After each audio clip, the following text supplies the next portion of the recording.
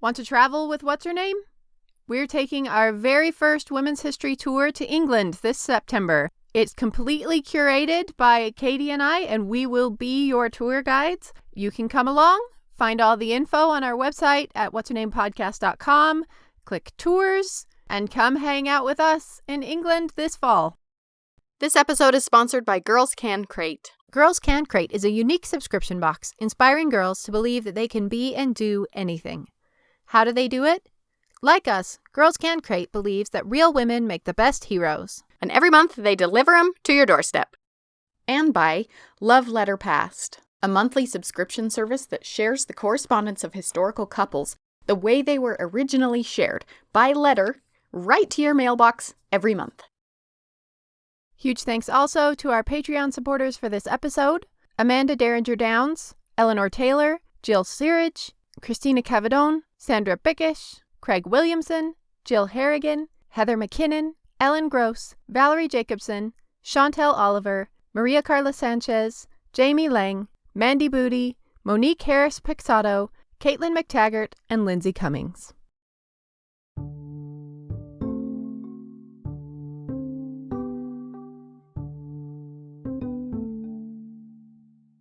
Hi, Katie. Hi, Olivia. What do you get when you combine a British Catholic country squire, Okay. an American feminist medievalist, and a broken ping pong ball? This is the weirdest riddle I ever... The answer is... Okay. the first autobiography ever written in the English language. What? Okay. I know that you know the first autobiography ever written in the English language. The Book of Margery Kempe. There is an entire chapter of my dissertation about this. In that chapter of my dissertation, which you clearly have not read, I've read it. I argue that it is not an autobiography. It's a saint's life, which is not the same thing. To which I say...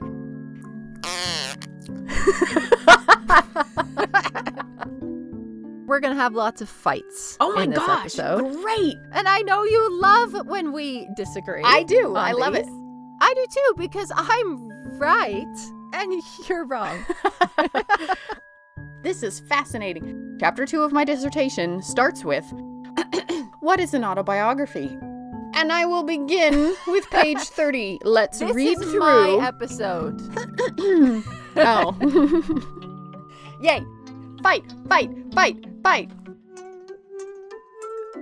I'm Olivia Mickle. And I'm Katie Nelson. And this is What's Her Name? Fascinating women you've never heard of. On September 30th, 1934, there was a house party at the Butler Bowden stately home. Mm. And the guests were engaged in a lively match of ping pong when the ping pong ball broke. Oh! Now all these bright young things start digging through all of the cupboards, trying to find another ping pong ball. And they unearth all sorts of weird things that haven't seen the light of day in generations, including a weird old book. They start looking at it. This is really old. I wonder if there's anyone around who can read this.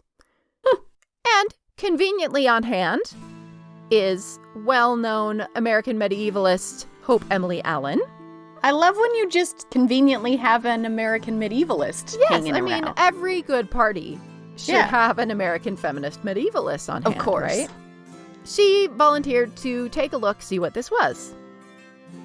And I loved to imagine being a fly on the wall as this woman who has dedicated her life discovers that this is a completely unknown book written by a woman 600 years earlier. It's so awesome. I mean, medieval women were not taught to read and write. And we have so little left. I mean, it would I have would been... die. I would be freaking out.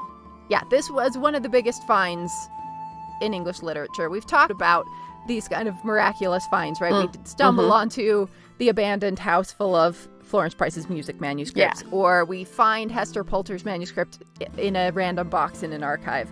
But this one is truly magical. This is just shoved in the back of a cupboard in someone's house. And we're very lucky that we have it because Lieutenant Colonel Butler Bowden threatened to put the whole lot on the bonfire tomorrow so that they would be able to put ping pong balls and bats in the cupboard. Luckily, Dr. Allen intervened. Yeah. Maybe don't burn this. Yeah. The only copy in existence of the book of Margery Kempe. And this is one of the things that I absolutely love the most about medieval literature, because it is completely random what we have. And we have no way of knowing if this book that we have one copy of was considered to be good at the time, if this was the biggest bestseller of the decade. And I think part of me loves the idea that some aspiring writer who could only get 6 people to read their book at the time is now studied in every single college course, is treated as the biggest genius of their age, and maybe they were popular, and maybe they were nobody. Yeah, I love it. As a writer, I really want to believe that someday someone will find our book. And they'll go, this is the finest example of writing that was ever produced in the 21st century. It's going to happen. It is. Now, Katie, I know you have feelings about Margery Kempe. I have adored her since I first encountered this book in college. I know you don't love her quite as much as I do. Yeah, I don't love her. Okay, here's my bias. We just lay it on the table at the beginning. All right. It's all about her religious conversion. And I'm like, you know what else you could have written down? Details about life in the 1300s. That might have been helpful. It gets old. Oh, I had a religious conversion. Oh, my sins. Righteousness. Like, no, tell me what you had for breakfast. My mission in this episode is to try to convert you. Okay. Because I'm right, and she's delightful. On this mission, I have a powerful ally, because we are bringing back an old friend. Ooh. Author Mary Sharratt. Cool. My name is Mary Sharratt, and I'm on a mission to write strong women back into history. She's great. Author of so many great historical novels, Illuminations, Ecstasy, Daughters of the Witching Hill, The Dark Lady's Mask.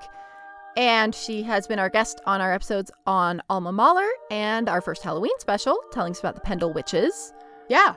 And her new book, Revelations, is about the life of Margery Kempe, 15th century mystic and world traveler. I have a lot of faith in Mary Sharratt, and I'm sure she has unearthed amazing things that I was previously unaware of, and maybe she'll convince me. I'm open. My reason for wanting to write a novel about Margery Kempe is that up until now she's been the exclusive provenance of medievalist graduate studies, like PhD candidates, and all these people have written a lot of academic literature about her. But thus far, she's not been that accessible to the average person. So I wanted to write a book about her to make her accessible, because I think she's really fun. And I think she's unfairly had a bad rap. She was born in 1373. The same year that Julian of Norwich, the famous visionary anchoress mystic, wrote her book, Revelations of Divine Love. Now, this is, by people who are into medieval religious texts, sort of the standard. It's the British expression of female spirituality and visionary stuff. And she grew up in Bishop's Lynn, which is now King's Lynn. It was a mercantile town. At that time, it was a large, important, wealthy town. She was the mayor's daughter. She loved clothes. She said as a young person, she was very vain and she led this worldly life. And she had to marry this guy. She didn't seem so enthusiastic about it, and she thought he was a bit beneath her. And it turned sour pretty fast. I think if she had been a modern woman, she would have dumped him, but that wasn't an option at the time. And she couldn't even say, "Not tonight, dear, I have a headache." Canon law said she was not allowed to refuse her husband, so he was entitled to her. So she wrote in her autobiography that she would rather drink the muck from the gutters than have sex with her husband. Basically, she experienced years and years of what we would now call marital rape, but it was not recognized as such. And she was also a businesswoman. She wasn't just a mother of 14 children. She had 2 businesses. First, she had a brewery, and she made quite a bit of money that way. But then when that business failed, she started a horse-drawn grain mill. So she's living this life as a semi-prosperous businesswoman. Her husband is abusive and terrible and is spending all her money so fast that the businesses keep failing. She's miserable. She's well and truly stuck. She is deeply religious. She has these visions, terrible and wonderful, seeing demons tormenting her, but also these glorious visitations from Christ, from Mary, from the saints. She feels that she has been an eyewitness to the crucifixion and other important events in the Bible. And her response to religious feeling or experiences is very out of the norm for her time and place. She's known as the weeping mystic because she weeps a lot. She is often overcome by strong emotion when she meditates on the sufferings of Christ, and she makes what was thought of as a spectacle of herself a lot. And of course, when this book is discovered, this is the height of burgeoning pop psychology, right? Yeah. Psychoanalysis has finally sort of hit mainstream, and people are talking about it a lot. So the instant reaction to this book is, what is wrong with Margery Kempe? And we have decades of analysis trying to diagnose Margery Kempe. I love that. I enjoy retroactively diagnosing historical characters with things too, but I think it really has hampered our ability to understand who Margery Kempe is, or take her at her word. Yeah. Rather than pathologize it. Yeah. People call her the weeping mystic, and there are all these 20th century theories. I mean, all this psychoanalysis, like she had psychosis or was an epileptic, histrionic personality disorder that is supposedly something that only women have, because if men get upset, it's okay, apparently. Maybe she just had visions. Yeah. And maybe her religious affectation didn't match the country she was born in. I mean, I don't want to play into stereotypes here, but the British are not known for their overly emotional displays in public. And when a woman is weeping loudly in church, it's embarrassing in England. And there is clearly something wrong with her, and we should probably remove her from the building. When Margery Kempe arrives in Italy, this is understood as a gift. This is understood as a much more direct and clear understanding of God. The things that she is hated and reviled for in England make her a superstar in Europe, in the Near East. Weeping on the floor in Jerusalem makes her wildly unpopular with her British tour group, but endears her to her Egyptian Muslim guide. Delightful. It's just a cultural mismatch. Yeah. And I think a lot of us experience that. I know a lot of people who feel that the majority of their problem may just be that they were born in the wrong culture. Yeah, exactly. I mean, how many movies are there of women who traveled to Italy and went, "These are my people"? Right. That's one of our modern narratives. Yes, exactly. I mean, one of the ways that this book is often described is a medieval eat, pray, love. Yes. That Margery Kempe sets off to discover herself and her life and her truth. Yeah. And no one's going to stop her. Yep. Okay, so we've spoiled a bit here. Marjorie is going to become a world traveler. But how on earth does she get there? At a time when most people in England would probably never travel more than 50 miles from their home. No, never. No, most people would never travel more than 1 mile from their house. So how is this woman ending up halfway across the world? My theory is she had 14 children. And if you think of what that can do to a woman's body, in my book, she has her 14th child and she realizes a 15th child will probably kill her. And she can't trust her husband not to impregnate her. So there's only one choice: she has to leave.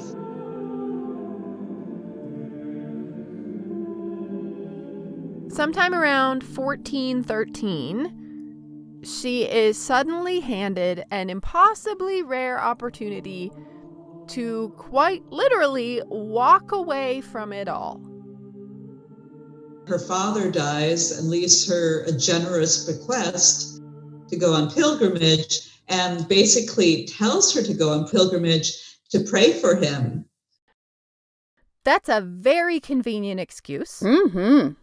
I'm praying for my dad's immortal soul. How dare you prevent me?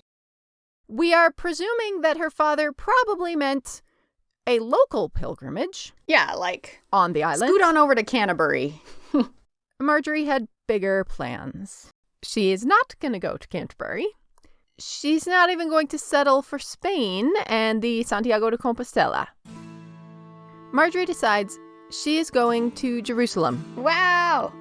If she's doing this, she's going to do it right. And she is going to the Holy Land alone. And if I had 14 children by the age of 40, I think I might decide to be a wandering mystic too.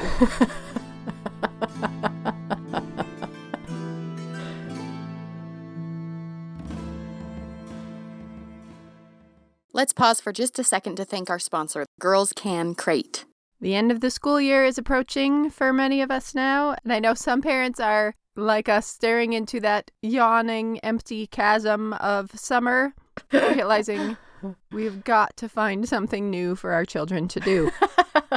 That's where Girls Can Crate is a lifesaver. Every month, they'll deliver a brand new real-life Shiro to your front door, introducing kids to a fascinating woman who changed the world, complete with a gorgeous 28-page activity book, all the materials for 2 to 3 STEAM activities like experiments, art projects, and more. It's a wonderful educational surprise for any kid from ages 5 to 10. For busy families, they have digital subscriptions and mini crates too. Check them out now at girlscancrate, CRATE.com, and use the coupon code HERNAME, all one word, to get 20% off your first month's crate. So she wanted to have a blessing before she went, or she wanted to have counsel from another woman. So she went to Julian of Norwich, who lived not so far away. Bishop's Lynn is about 40 miles away, I believe, from Norwich, where Julian lived. Julian was about 30 years older, and she was an anchorite. So she had chosen of her own free will to enclose herself literally wall herself into a cell built on the back of the church. And there she wrote her book of her divine visions, revelations of divine love. And she also was kind of an agony aunt for all these troubled people. She lived in kind of the rough area of town, so she attracted kind of the desperate people that lived in those neighborhoods that really needed someone to listen to them. So she provided a lot of spiritual counsel for all kinds of people. Marjorie showed up and said, this is me, and I just left my husband and my 14 children, and I want to go on pilgrimage, and everybody thinks I'm terrible, and I weep all the time. And she's worried. Is this from God? Am I being deceived? I've seen these demons attacking me. Is this a demon tricking me? Am I possessed? Is this okay, what I'm doing? Everyone hates me, and everyone is telling me that I'm doing something wrong. I love thinking about this meeting. These two women, the respected, acknowledged mystic visionary, dispensing advice through her window. Yeah. And this middle class, rough around the edges, mother of 14, who is coming to her and saying, you're the only person who can tell me, is what I'm doing right? Because you're the only other woman I know who sees God, who talks to angels, who has these experiences. It reminds me of Hildegard. In the Catholic Middle Ages, you have to check with authority figures whether what you're hearing and doing is okay or whether it's evil. Like, you've got to have an outside source. Which is probably a good policy for anyone who is talking to people no one else can see. Yeah, I think. I guess so. That's a good check, right? But unlike Hildegard, luckily, Marjorie has a woman to ask. And much to the astonishment and probably, I'm guessing, dismay of the male religious establishment, Julian of Norwich says, you're good. Go. Follow what you believe God wants for you. If you feel that you should go on a pilgrimage to Jerusalem, go. And she also praised Marjorie for having what Julian called the gift of tears. And she said, the gift of tears are a sign of divine presence. Stop worrying about what these other people say about you. Trust your vision, trust your experience, and go. And so she did. Boy, Julian of Norwich could just put those into memes and be such an influencer in 2021. The original influencer. Yeah. Same message 1,000 years later. And so in my book, I take it a step further because Julian has written a very controversial book that she has to keep secret, Revelations of Divine Love, which is already making her vulnerable to accusations of heresy because it's in English and not in Latin. And then she's saying that God is not like trying to send you to hell for the slightest offense, that God actually loves you. And radically, and a lot of Christians would find this radical even today, she said she could see no evidence of damnation or divine wrath. She could see no evidence of hell. Her book is still really radical, and in her time, it was like she could have burned. There was a BBC documentary with Dr. Janina Ramirez called The Search for the Lost Manuscript, Julian of Norwich, because her manuscript was lost for centuries. It went underground because it was so controversial. And so she has, Janina Ramirez had this theory that Julian offered her manuscript to Marjorie because Marjorie was going on pilgrimage, and Julian is, literally walled into this anchorage. She can't go anywhere. So to keep her manuscript safe, she sends it along with Marjorie, who can share it on her journey with people who are sympathetic to the message. In my book, Marjorie rolls up Julian's manuscript and puts it in a secret compartment in her pilgrim staff where no one will look for it. So this is fiction. I can't prove that any of this happened. Interesting. And I will say, as a huge fan of both Marjorie and Julian, Okay. canon accepted, this is what happened. Okay, I like it too. So she goes, and she doesn't stop going. Margery Kempe went everywhere. She went all the way to Jerusalem by herself. She went, again, in the 1400s, Mm-hmm. she went from England to Jerusalem.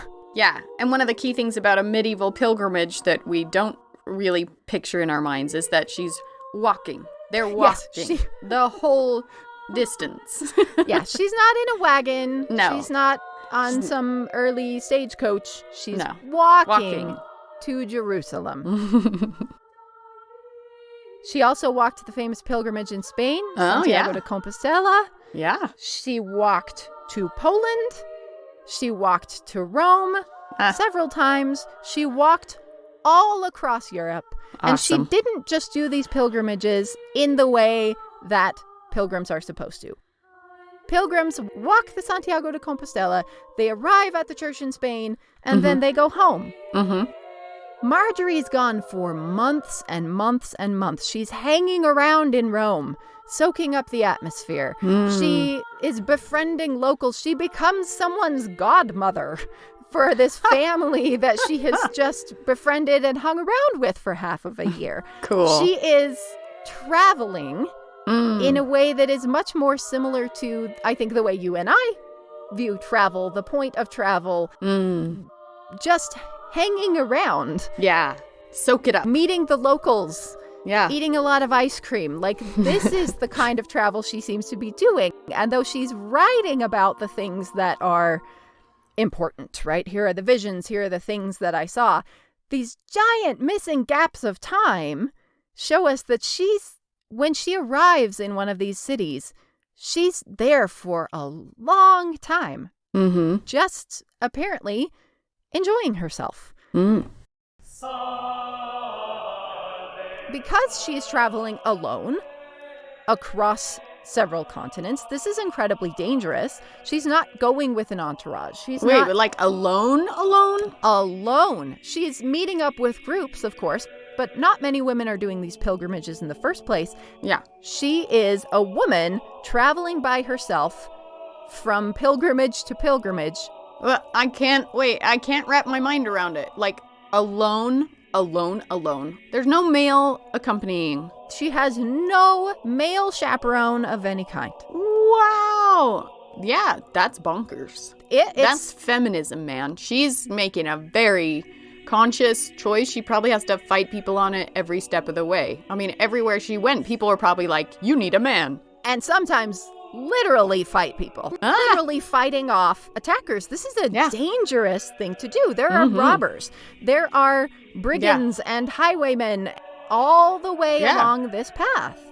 I guess in her mind, she's like, I've got God with me. Why do I need anyone else? She did. She believed that Jesus had told her that he would protect her on this journey so she could be courageous. And she came up with some pretty clever tactics. So she isn't a nun and she doesn't have a uniform, but she decides that she needs to set herself apart. So she dresses all in white to set herself apart as something. It seems to have been effective as a way to mark her as this is something different. Yeah. Maybe a religious woman, you probably shouldn't mess with her or God will be angry at you. Yeah. Let's take a moment to thank Love Letter Past. It's a monthly subscription service that shares love letters of historical couples right to your mailbox. Every month, you receive a bundle of replica love letters from a real historical couple, but they're not just the letters. They also provide notes, historical background, and commentary, so you get a sense of the time that this couple was writing in and what exactly they meant to each other. And if you want to learn about couples of the past, this is such a delightful way to do it. It's a fascinating and really unusual glimpse into the past. You can get a subscription for yourself, but there's also gift options. Visit loveletterpast.com. Use the coupon code HERNAME to get 20% off your first month. That's loveletterpast.com.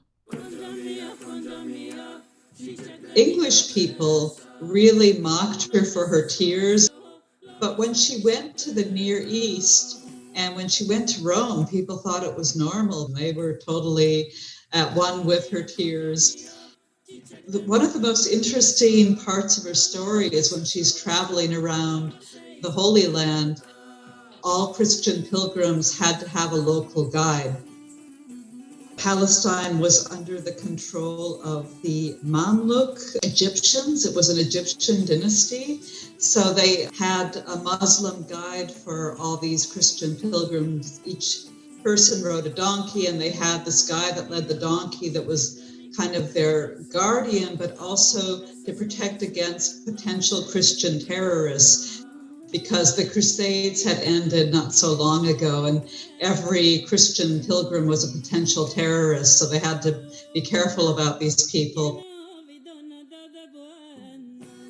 But one of the people that she had the most kind of supportive relationship with was her Muslim guide, because he stood up for her when the other Christian pilgrims were laughing at her, and he stood by her side, and they didn't want to go anywhere with her because she cried too loud. So he said, "It's okay, Marjorie, we're good." And he'd take her individually.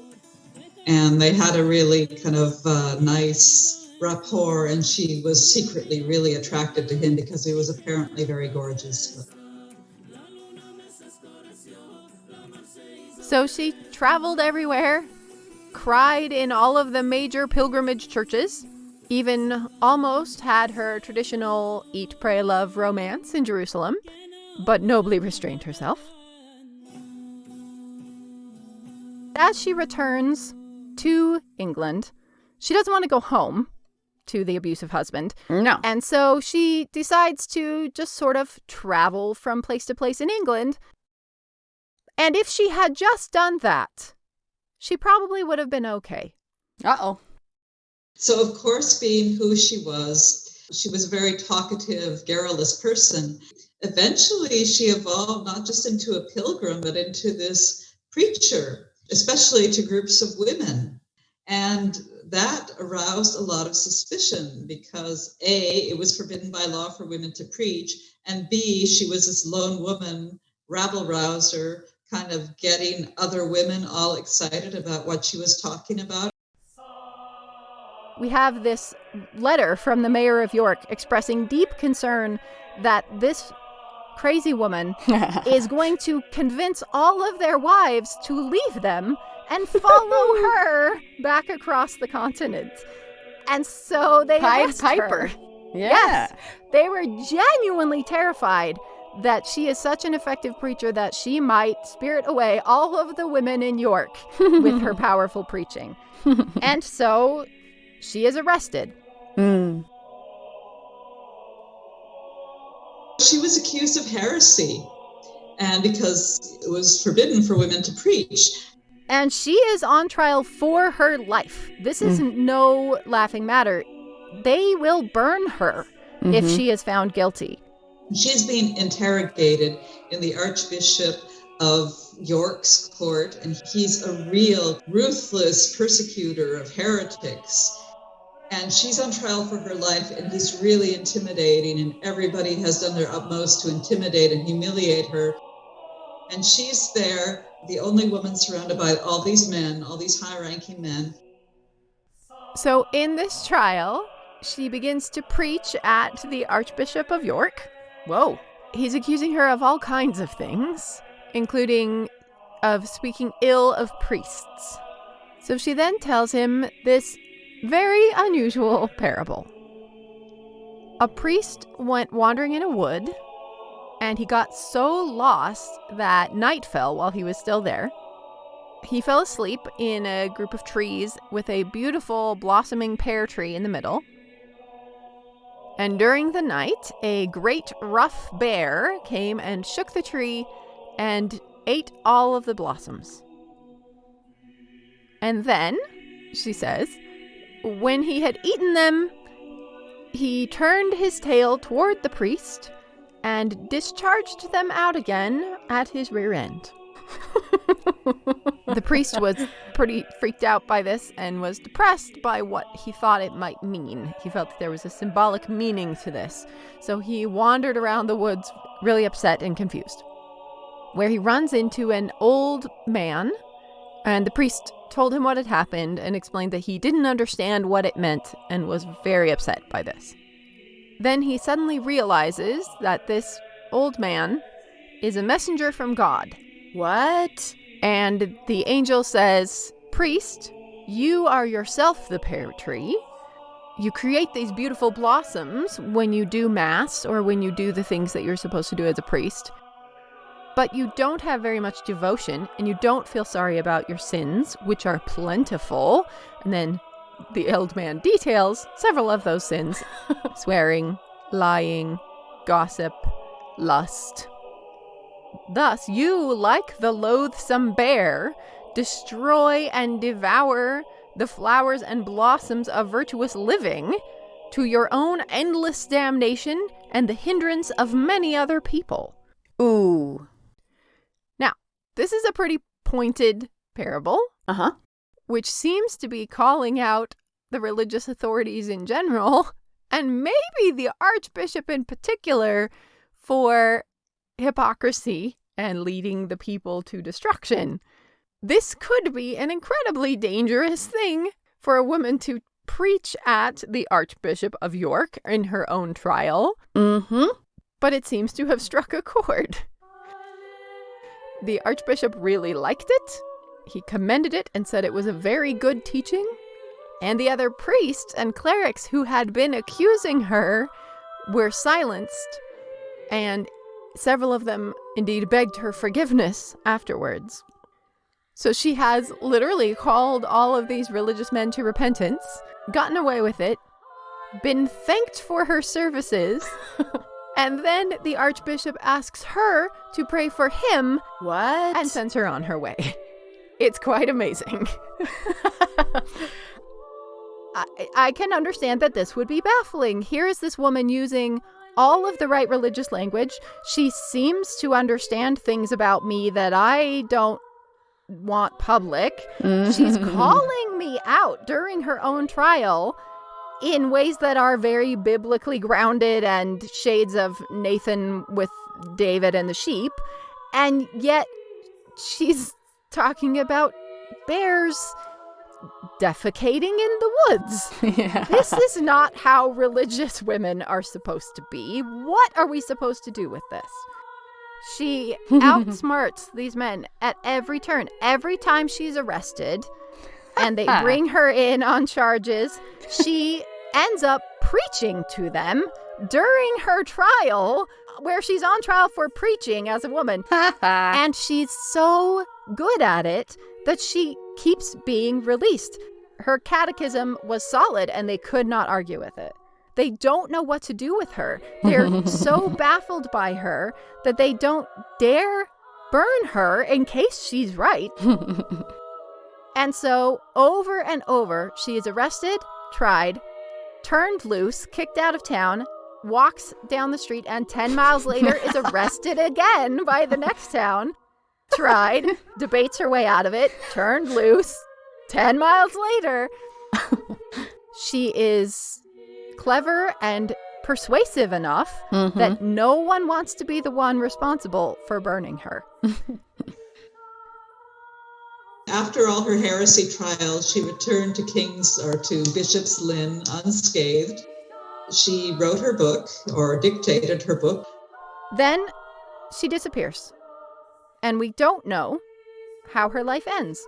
It seems likely that it was a pretty happy ending. She returns to Bishop's Lynn, now King's Lynn, and there is a woman by the name of Margery Kempe who is eventually accepted into the top guild, the Merchants Guild, right? This is the peak of social acceptance. She is solidly in society, and it seems to be her. The dates match up.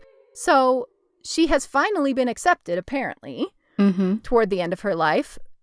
Even though she's still pilgrimaging, she's running off every few years to Europe again. She's living her best life and seems to do it to the end. That's very Once interesting. her husband died and stopped blowing through all her money, she seems to have perhaps done better in business.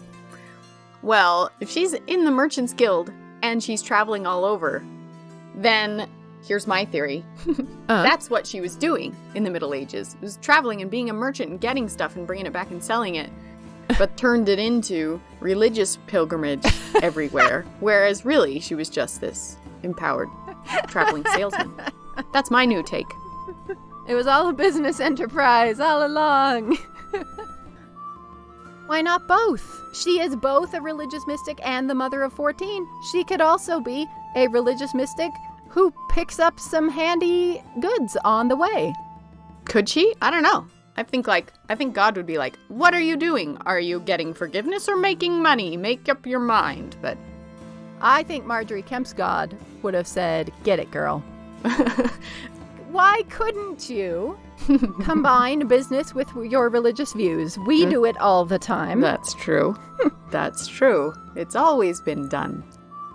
And I will say, as a aspiring wannabe religious wandering mystic myself, I find Margery Kempe absolutely inspiring and brilliant, and I adore her. You're the one who wanted to be a nun in childhood, so you would love her. Yeah. And she did it and didn't even have to be a nun. Yeah. I think that's why I love her so much. Right, yeah. The fact that she was just like, I'm doing it. It's not too late. It's never too late.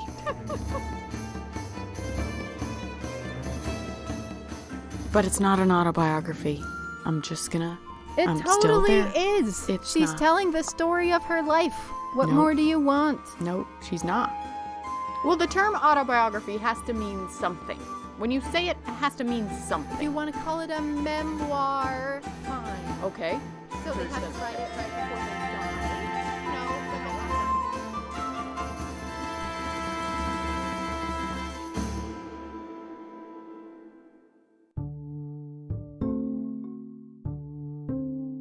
Huge thanks to Mary Sharratt, whose novel about the life of Margery Kempe, Revelations, comes out on April 27th.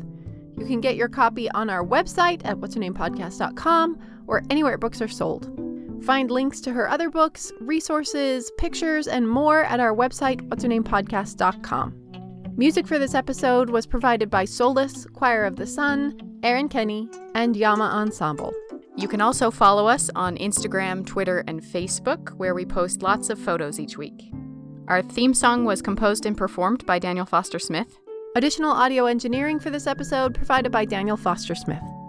What's Her Name is produced by Olivia Mickle and Katie Nelson, and this episode was edited by Olivia Mickle.